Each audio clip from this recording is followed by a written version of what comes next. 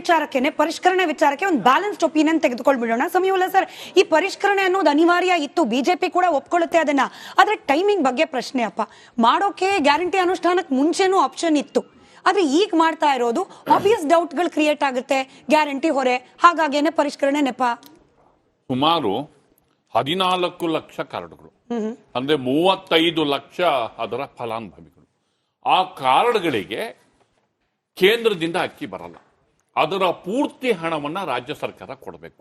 ಅಂದ್ರೆ ಒಂದು ತಿಂಗಳಿಗೆ ಕಮ್ಮಿ ಅಂದ್ರೆ 70-75 ಕೋಟಿ ತರ, ವರ್ಷಕ್ಕೆ 700-750-800 ಕೋಟಿ ರೂಪಾಯಿಗಳಷ್ಟು ಅಥವಾ ಅದಕ್ಕಿಂತ ಹೆಚ್ಚು 1,000 ಕೋಟಿ ರೂಪಾಯಿಗಳಷ್ಟು ಹಣವನ್ನ ಕಂಪ್ಲೀಟ್ ಆಗಿ ರಾಜ್ಯ ಸರ್ಕಾರ ಅದು ಕೊಡುತ್ತೆ.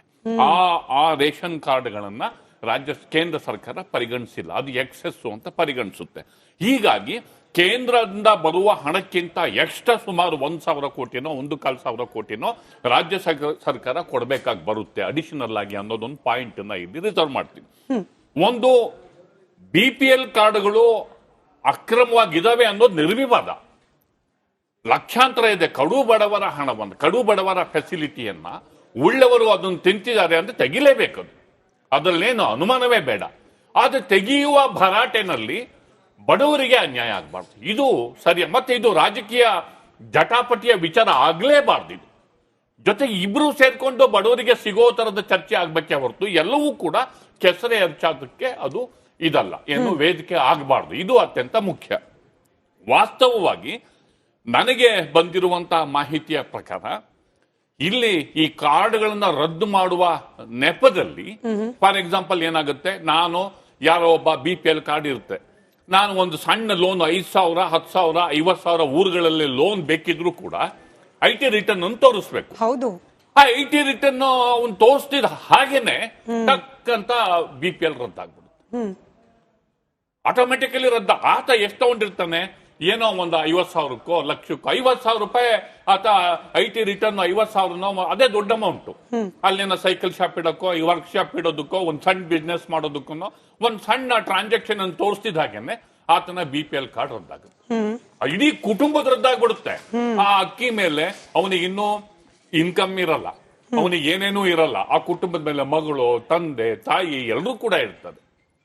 ಅವ್ರಿಗೆ ಯಾಕೆ ಪನಿಷ್ಮೆಂಟ್? ಅವ್ರು 50,000 ರೂಪಾಯಿ ಲೋನ್ ತಗೊಂಡ್ರೆ ನೀವು BPL ರದ್ದಾಯ್ತು ಅಂತಂದ್ರೆ, ಹೀಗಾಗಿ ಈ ತರದ ಟೆಕ್ನಿಕಾಲಿಟೀಸ್ ಇದೆ.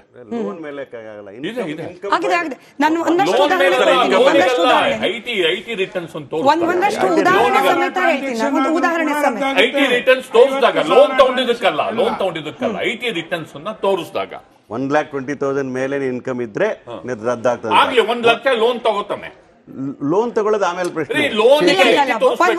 ಒಂದ್ ಕೆಲಸ ಮಾಡೋಣ, ಮೂರು ನಾವು ಬಹುಶಃ ಅದು ಹಾವೇರಿ ಹಾಗೆ ಬೆಂಗಳೂರು, ಕಲಬುರ್ಗಿ 3 ಕಡೆಗಳಲ್ಲಿ ಗ್ರೌಂಡ್ ರಿಪೋರ್ಟ್ ಮಾಡಿದಾಗ 3 ಮಹಿಳೆಯರು ಮಾತನಾಡಿದ್ದಾರೆ. ಆ ಬೈಟನ್ ಕೇಳಿಸ್ಕೊಳ್ಳೋಣ. ನಾಗರಾಜ್ ಯಾದವ್ ಸರ್ ಉತ್ತರ ಬೇಕು. ನಾನು ಪ್ರಸಾದ್ ಸರ್ ಹತ್ರ ಒಂದು ಉತ್ತರ ತಗೊಂಡು ನಾಗರಾಜ್ ಯಾದವ್ ಸರ್ಗೆ ಈ ಬೈಟ್ ರಿಲೇಟೆಡ್ ನಾನು ಉತ್ತರ ಕೇಳ್ತೀನಿ. ಆ ಬೈಟ್ಸ್ ಪ್ಲೇ ಮಾಡಿ. ಇದು ರೇಷನ್ ಕಾರ್ಡ್ ಆಗೋದು ಒಂದು, ಅದು ರೇಷನ್ ಬರೋದು ಒಂದು. ಇವು ಎರಡು ಬಿ ಜರೂರಿ ಅವ. ನಿಮಗೆ ಕೈ ಜೋಡಿಸ್ತಿದಟ್ಟು ಮಾಡಿ ಪುಣ್ಯ ಪಡ್ರಿದ್ದಾರೆ. ತಿರುಗ್ರಿ ನಮಗೆ ಕೊಟ್ಟಿಲ್ಲ ರೇಷನ್, ಎಷ್ಟು ತಿರುಗಿ ಕೊಟ್ಟಿಲ್ಲ. ನಮ್ಮ ಬಡವ್ರ ಹೊಟ್ಟೆ ನಡೆದ್ಬಿಟ್ರೆ ನಾವ್ ಹೆಂಗ್ ಜೀವನ ಮಾಡೋಣ? ಅದೇ ನಮ್ಗೆ ಆಧಾರ. ನಮ್ಗೇನು ಗೌರ್ಮೆಂಟ್ ಕೆಲಸ ಇಲ್ಲ, ನಮ್ಗೆ ಬಡವ್ರು ಕೂಲಿ ಮಾಡೋರು. ರೇಷನ್ ತಿಂಗಳಿಗೆ ಕಾಯ್ತಾ ಇರ್ತೀವಿ ನಾವು. ಕೊಡೋದು 3 kg ಅಕ್ಕಿ 2 kg ಹಾಕಿ ತಿಂಗಳೆಲ್ಲ ನಾವು ಕಾಯ್ತಾ ಇರ್ತೀವಿ.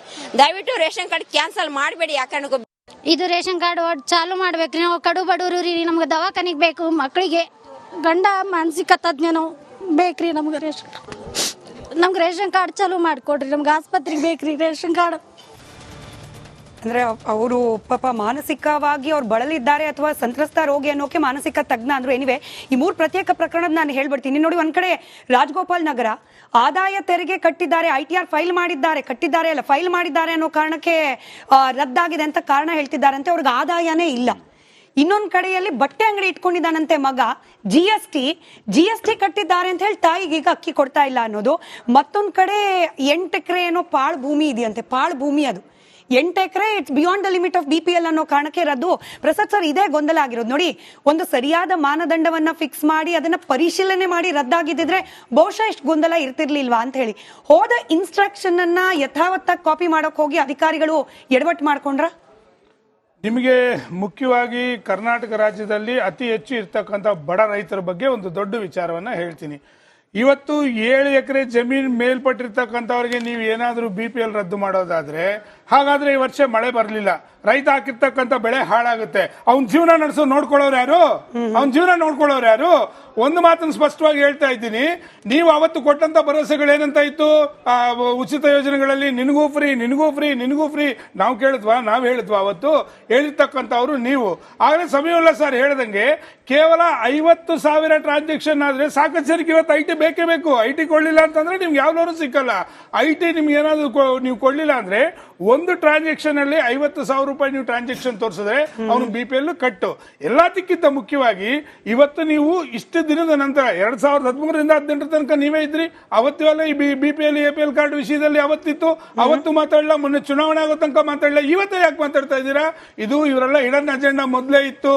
ಮತ್ತು ಇನ್ನೊಂದು ವಿಚಾರ ಏನು ಅಂತಂದ್ರೆ, ಇವತ್ತು ಯಾವ ಒಂದು ಈ ಕಾರ್ಡ್ಗಳನ್ನ ಮಾಡೋದಕ್ಕೆ ಯಾವ ಅಧಿಕಾರಿಗಳು ಇವತ್ತು ಇವರು ಸಹಕಾರ ಕೊಟ್ಟರು, ಅವತ್ತು ಇವ್ರ ಅಧಿಕಾರಿಗಳು ಗೊತ್ತಿರ್ಲಿಲ್ವ? ಹಾಗಾದ್ರೆ ಎಲ್ಲ ಗೌರ್ಮೆಂಟ್ಗಳು ಗೋಳೆ ಅದು. ಒಂದು ನಿಮಿಷ ಕೇಳಿ ಸರ್, ಒಂದು ನಿಮಿಷ. ಇವತ್ತು ನನ್ನ ಹತ್ರ ಒಂದು ಸ್ಯಾಂಪಲ್ ತಂದಿದ್ದೀನಿ. ಇವತ್ತು ಇಲ್ಲಿರ್ತಕ್ಕಂಥ ಕಂಡೀಷನ್ಗಳೆಲ್ಲ ಕಂಪಲ್ಸರಿ. ಇದುವರೆಗೂ ನಾವೇನ್ ಮಾತಾಡಿದ್ವಿ ಎಲ್ಲ ಕಂಡೀಷನ್ಗಳಿದೆ. ಕಂಡೀಷನ್ ನೋಡ್ದೇನೆ ಹಾಗಾದ್ರೆ ಯಾವ ರೀತಿ ನೀವು ಅಲರ್ಟ್ ಮಾಡ್ತಾ ಇದ್ದೀರಾ ಕಾರ್ಡ್ಗಳನ್ನ? ಅಲ್ವಾ? ಏನೇನು ಲಂಚಗಳು ತಗೊಂಡಿದ್ದೀರಾ? ಪ್ರತಿ ಒಂದು ಬಡವರ ಹತ್ರ ಕೂಡ ನೀವು ರಕ್ತ ಹೀರಿದ್ದೀರಾ ಈ ಕಾರ್ಡ್ಗಳು ಕೊಡೋದಕ್ಕೆ. ನಾಗೇಂದ್ರ ಸರ್, ಸಮೀವುಲ್ಲಾ ಸರ್ ಹೇಳ್ತಿರೋದು ಅದೇನೆ. ಇದು ಕೇವಲ ಕಾಂಗ್ರೆಸ್ ಗವರ್ಮೆಂಟ್ ಅಲ್ಲ, ಎಲ್ಲಾ ಸರ್ಕಾರದಲ್ಲೂ ಹಿಂಗಾಗಿದೆ ಎಡವಟ್ಟು. ಒಂದು ಮಾತನ್ನ ಅದನ್ನೇ ಹೇಳ್ತಾ ಇದ್ದೀನಿ ಸರ್. ಒಂದು 30 ಸೆಕೆಂಡ್ ಮುಗಿಸ್ಲಿ. 5 ಮಾನದಂಡಗಳ ಮೇಲೆ ಇಟ್ಕೊಂಡು ಕೂಡ ಹೆಂಗ್ ಕಾರ್ಡ್ ಕೊಟ್ರು ಅಂತ.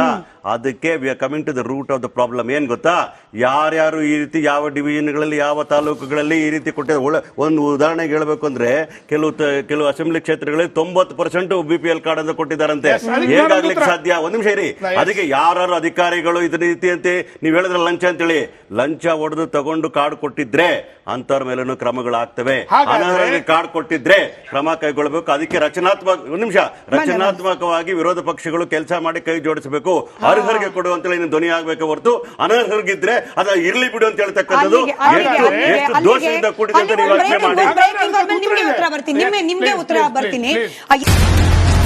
1 ವರ್ಷ ಕಳೆದ ಒಂದೇ ವರ್ಷದಲ್ಲಿ ಚುನಾವಣೆಗಳು, ರಾಜಕೀಯ ತಂತ್ರ ಪ್ರತಿತಂತ್ರಗಳು, ಅಭಿಯಾನ, ಜನಪರ ಅಹೋರಾತ್ರಿ ಹೋರಾಟಗಳು, ಪಾರದರ್ಶಕ ವರದಿಗಾರಿಕೆಯ ಪಣ ತೊಟ್ಟು ಮುನ್ನಡೆದಿದ್ದೇವೆ.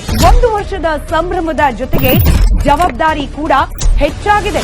ಮತ್ತಷ್ಟು ಮುನ್ನುಗ್ಗಿ ಜನಪರ ನಿಲ್ಲುವ ಉತ್ಸಾಹ ಕೂಡ ಹೆಚ್ಚಿದೆ. ಯಾಕಂದ್ರೆ ಇದು ರಿಪಬ್ಲಿಕ್ ಕನ್ನಡ, ನಿಮ್ಮದೇ ಧ್ವನಿ. 1 ವರ್ಷದ ನಿರ್ಭೀತ ಪತ್ರಿಕೋದ್ಯಮ ರಿಪಬ್ಲಿಕ್ ಕನ್ನಡ, ಇದು ನಿಮ್ಮ ಧ್ವನಿ.